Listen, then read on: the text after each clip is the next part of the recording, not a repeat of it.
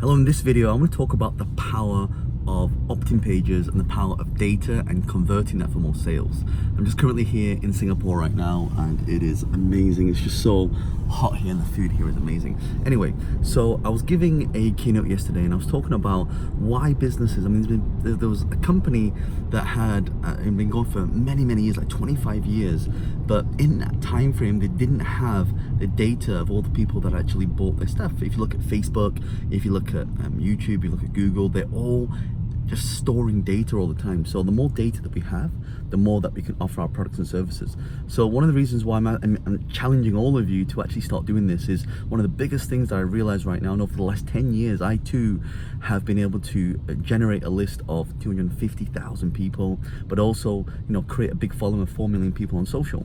So that's one of the reasons why we were able to float our company on the stock exchange, and because we had a lot of distribution. So if you have products and services and you have a lot of data, and obviously the data's got to be permission based because of GDPR now. So, when you're giving data, or people are giving data to you, it has to be for a specific reason. So the way I do this, I run a lot of, webinars, I run a lot of, I create a lot of ebooks that I give away.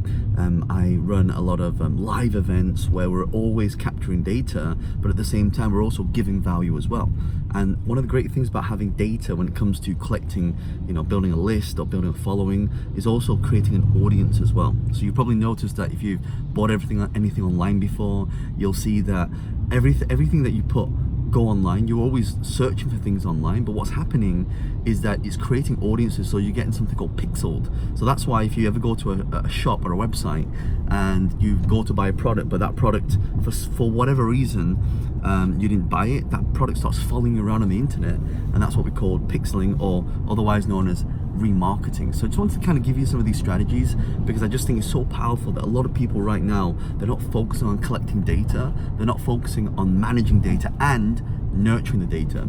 They say that the money is in your list.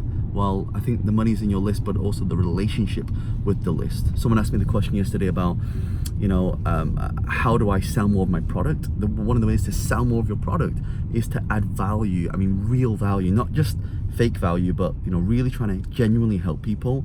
And when you do that, people feel that.